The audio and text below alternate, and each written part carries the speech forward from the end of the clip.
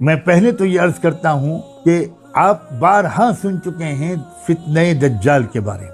آپ میں سے بہت سے لوگ شاید اس دعا کا بھی اہتمام اور پابندی کرتے ہوں جو اللہ کے رسول صلی اللہ علیہ وآلہ وسلم کی مشہور دعا ہے، اللہم انی اعوذ بک من فتنة القبر وعذاب القبر واعوذ بک من عذاب النار واعوذ بک من فتنة المسیح الدجال، او کما قال صلی اللہ علیہ وسلم.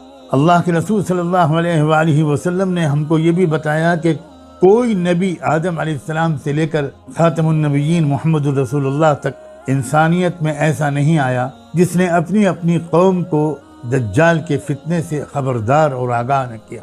اور آپ صلی اللہ علیہ وآلہ وسلم نے اس بات کو بھی صراحتاً فرمایا کہ دجال کے فتنے سے بڑا کوئی فتنہ انسانیت کے لیے نہیں ہے. فتنہ ایک امتحان اور آزمائش کو کہتے ہیں جس کی حقیقت کو سمجھنا آسان نہ ہو. جس چیز کی حقیقت کو سمجھنا آسان ہو اس کو فتنہ نہیں کہا جاتا. اور آپ نے بہت آگاہیاں اس سلسلے میں دی ہیں، بہت آگاہیاں. اور یہ بھی عجیب و غریب بات ہے کہ دجال کا تذکرہ دجال کے لفظ کے ساتھ قرآن مجید میں نہیں ہے. اور یہ بھی ایک امتحان ہے، اس لیے کہ جو لوگ ذہنی بیماری میں مبتلا ہو کر یہ کہنے لگے ہیں کہ ہم تو صرف قرآن کو مانتے ہیں اور قرآن میں جو ہوگا ہم اسے مانیں گے، یعنی وہ باقاعدہ محمد الرسول اللہ صلی اللہ علیہ وآلہ وسلم کی نبوت اور رسالت کا نتیجتاً انکار کرتے ہیں، چاہے وہ دعویٰ یہ کرتے ہوں کہ ہم انکار نہیں کرتے. ان کو بھی ایک آزمائش میں ڈالا گیا ہے. ورنہ کیا بعید تھا، کیا مشکل تھا کہ اللہ لفظ دجال کا تذکرہ قرآن میں کر دے. افسوس یہ ہے کہ ایسے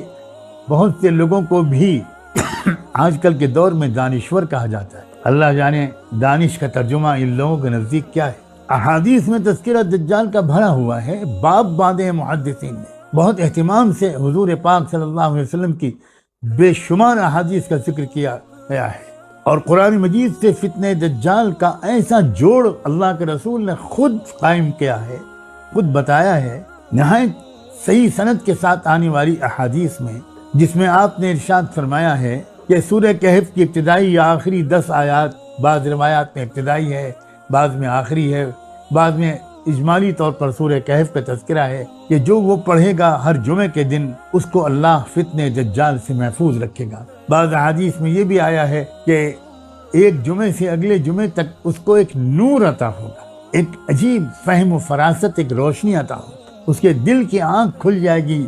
ہم عام فہم زبان میں اگر کہنا چاہیں تو شاید کہہ سکتے ہیں، انسائٹ اس کو ملے گی. اور جس کی دل کی آنکھ کھل جاتی ہے وہ حقائق کو وہی سمجھ پاتا ہے. جو شے کی حقیقت کو نہ جانے وہ نظر ہی کیا، جو شے کی حقیقت کو نہ جانے وہ نظر ہی کیا. چنانچہ صحیح مسلم حدیث نمبر 4321 4321، سنن ابی داؤد باب خروج الدجال حدیث نمبر 809، سنن ترمذی فضائل قرآن میں فضل سورۃ الکہف کے تحت حدیث نمبر 2885، سنن نسائی عمل الیوم واللیلہ 950 اور 951، مسند احمد. ان تمام حدیث کی کتابوں میں وہ حدیث درج ہے جس کا میں نے ابھی مختصراً تذکرہ کیا، جس میں 10 آیتیں سورہ کہف کی اگر کوئی شخص ہر جمعے کو تلاوت کرے گا تو فتنہ دجال سے اس کی حفاظت ہوگی. سیدنا ابو سعید خدری، سیدنا ابو الدرداء رضی اللہ عنہ، سیدنا عبداللہ ابن عمر، سیدنا عبداللہ ابن عباس، یہ حضرات صحابہ راوی ہیں عام طور پر ان احادیث. تو اس طرح آپ نے گویا یہ اشارہ کر دیا کہ فتنہ دجال کا تذکرہ کہاں موجود ہے، اس کی حفاظت کا سامان کہاں موجود ہے. یہ جو میں نے لفظ بولا کہ اس کا تذکرہ کہاں موجود ہے، یہ اس وجہ سے لفظ بولا کہ ہمارے بعض علماء قرآن نے ایک بہت اہم بات یہ بھی فرمائی ہے کہ جس صورت کی جو تاثیر یا جو فضیلت ذکر کی جاتی ہے، اس صورت کے مضمون کا تعلق اس تاثیر اور فضیلت سے ہوتا ہے، صرف الفاظ سے نہیں ہوتا. اس مضمون سے اس کا تعلق ہوتا ہے جس پر وہ صورت مشتمل ہوتی ہے. اور یہیں سے علماء قرآن نے تدبر شروع کیا کہ سورہ کہف کے مضمون میں فتنہ دجال سے حفاظت کی رہنمائی کیسے لی جا سکتی. یہ بہت ہی اہم موضوع ہے. آج میں آپ کے سے تمہیدی گفتگو کر رہا ہوں.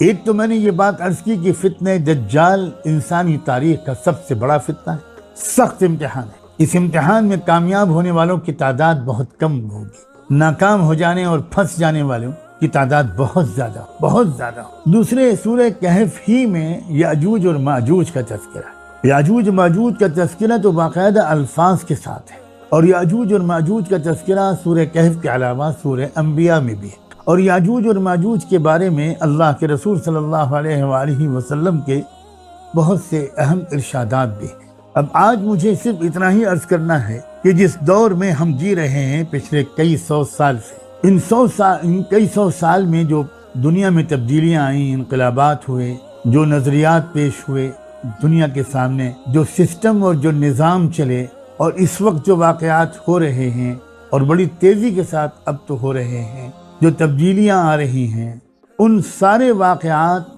اور پچھلی کئی سو سال کی تاریخ کو سمجھنا یاجوج اور ماجوج کی حقیقت کو سمجھے بغیر اور فتنہ دجال کی حقیقت کو سمجھے بغیر ممکن نہیں ہے.